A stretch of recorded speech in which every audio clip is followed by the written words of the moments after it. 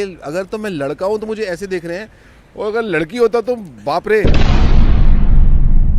Family से कि यार किससे शादी करो, ये लड़के को मालूम नहीं क्या कर रहा है, एक्टर बनना चाहता है, वॉइस ओवर कर रहा है, वॉइस ओवर क्या है किसी को मालूम ही नहीं था। वॉइस ओवर मुझे भी ज़्यादा नहीं मालूम था, लेकिन हाँ, और मुझे लगता है कि उसकी जो फैमिली वाले थे ना, वो सिर्फ पैसे बचाना चाहते थे।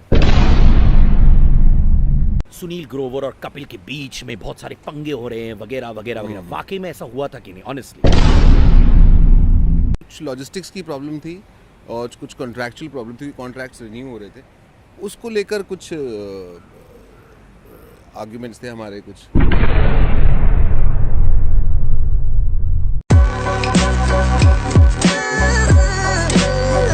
आज इश्क खुल के पर है मेरा एक पुराना दोस्त जो भी करता है खुल के करता है। जब एक्ट्रेसेस पर लाइन मारता है खुल के मारता है, जब एक्टर्स पर लाइन मारता है खुल के मारता है, और आज भी खुल के बैठा हुआ है क्योंकि आज वो अपने शॉट्स पर स्विमिंग पूल के पास मुझे बैठा के इंटरव्यू करवा रहा है। Sunil Grover. Hello my friend Siddharth Kannan Sid K is right with me. Hello brother, मैं बड़े दिनों बाद हमारी मुलाकात हुई है और हम लोग आज एक पूल साइड पे बैठे हैं। आपको तो दिख भी नहीं रहा होगा, पूल आपके पीछे है, मतलब उधर है जहाँ आप हैं उसके पीछे पूल है, तो वो आपको दिख भी नहीं रहा होगा। जी, और बगल में बिकिनी में एक अच्छी सी आंटी है जो लेटी है, जो आपको नहीं दिखाएंगे। क्यों दिखाएं आपको? आपने ऐसे क्या पुण्य किया जो हम आपको दिखाएं? अच्छा मुझे बताओ, जब तुम ये लेडीज का किरदार निभाते हो तो कभी ये लगता है कि यार जो मर्द मेरे अंदर छुपा हुआ है वो बाहर आ जाए, वो बाहर आ जाए, ऐसा होता है क्या? उल्टा होता है भाई, वो तो मेरे मर्द ना बाहर आए, मुझे मर्द को रोकना पड़ता है बहुत बार। ऐसे क्या? हाँ, क्योंकि एक पहले तो मर्द के साथ आप मोस्टली रोमांस कर रहे थे। जब लड़की बना होता हूँ मैं तो एक मर्द के साथ रोमांस कर रहा होता है, उससे बात कर रहा हूँ, तो मेरे को लगता है मेरा मर्द आ गया तो मैं कर ही नहीं पाऊंगा कुछ भी।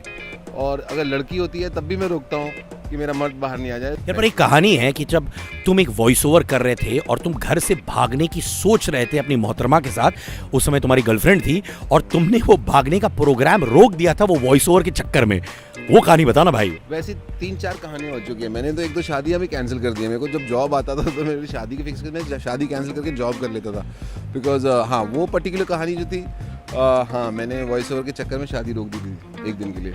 वो क्या हुआ? तुम्हारी गर्लफ्रेंड ने उस समय कहा कि मैं तुम्हें छोड़ रही हूँ, बदतमीज, ये सब गाली वाली बकी की नहीं कि भाई पैसे के चक्कर में तुम शादी रोक रहे हो? छोड़ देती तो अच्छा हो जाता, लेकिन छोड़ा नहीं उसने, बोला ही था सिर्फ। लेकिन हाँ उन दिनों मुझे काम से हमेशा बड़ा प्यार रहा है, नॉट मनी। तो मुझे ये था कि मैं काम कर लूँ, काम ऑफर हो रहा है, महीने में 1 जॉब 2 जॉब आती थी, वो भी शादी वाले दिन आ गई। मैंने कहा ठीक है, शादी तो फिर भी कल भी हो जाएगी, जॉब का क्या पता कल आए ना आए। यार पर एक चीज़ है, ये तुमने जो टाका फिट किया अपनी वाइफ के साथ, कैसे हो तुम उसके पीछे पड़े कि वो तुम्हारे पीछे पड़ी, क्या सीन था यार? मुझे लगता है तूने ही डोरे मारे होंगे यार। हाँ, जब किस्मत ऐसी होती है कि जो किसी को टांका फिट होना होता है तो हो ही जाता है, तो किसी के ऊपर कोई पीछे नहीं पड़ता। सर्कमस्टांसेस थे, वो दिन थे, जो होना था तो वो हो गया।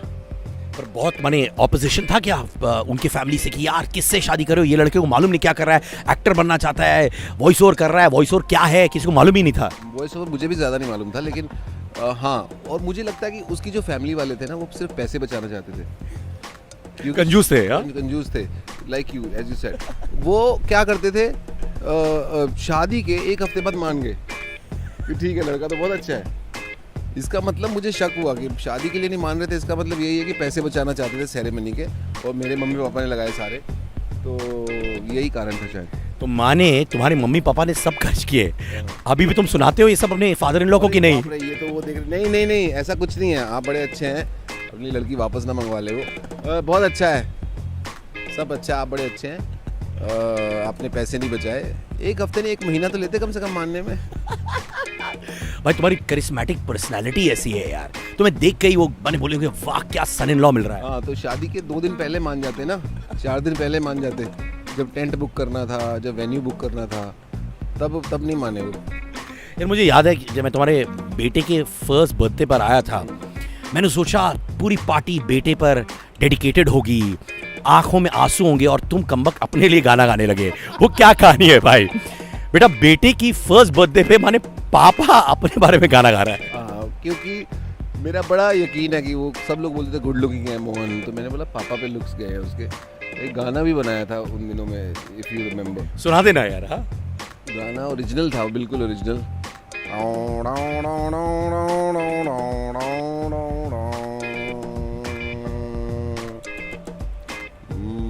मोहन के पापा स्मार्ट हैं, मोहन बड़ा गुड लुकिंग है।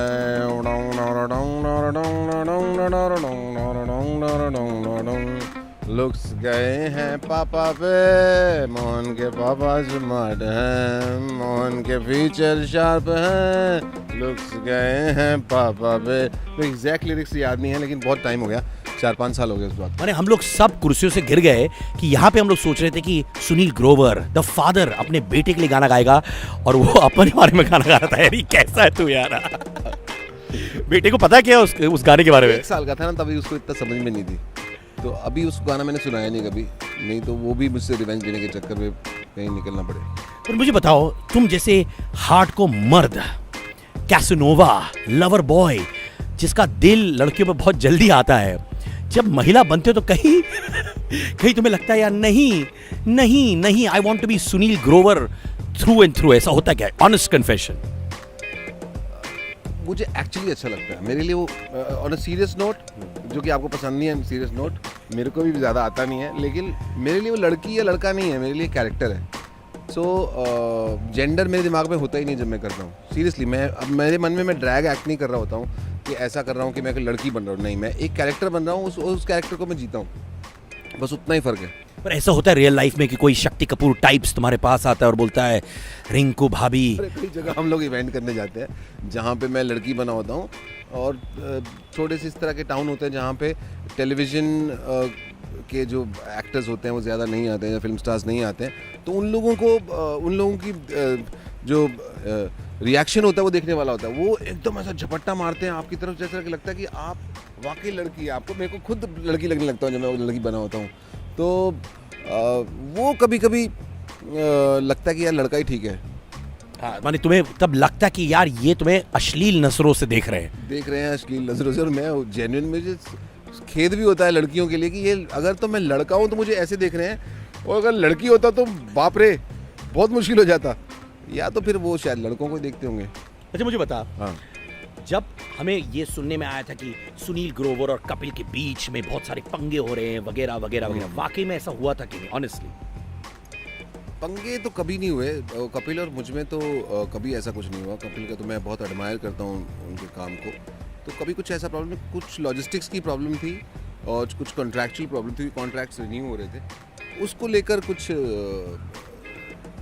आर्ग्यूमेंट्स थे हमारे, कुछ डिसएग्रीमेंट्स थे, तो बस उतनी सी बात थी। तो कपिल और मुझ में कभी कोई प्रॉब्लम नहीं है। पर ऑनेस्ट बताओ, जब तुम वो शो छोड़ के चले गए थे, कभी ऐसा था कि यार मैं कपिल को फोन उठाकर बोलूं सॉरी मेरे भाई, आई लव यू, बिकॉज इतने सारे कंट्रोवर्सीज, रूमर्स आ रहे थे? उस दौरान भी हमारी बात होती रहती थी, ऐसा नहीं था कि हमारी बात नहीं हो रही थी, and he understood, he also knew कि कॉन्ट्रैक्चुअली ये डिसएग्रीमेंट है। उसमें भी he also couldn't help, because it was between me and the channel that we were discussing various things, the exclusivity and a little money part and couple of other things.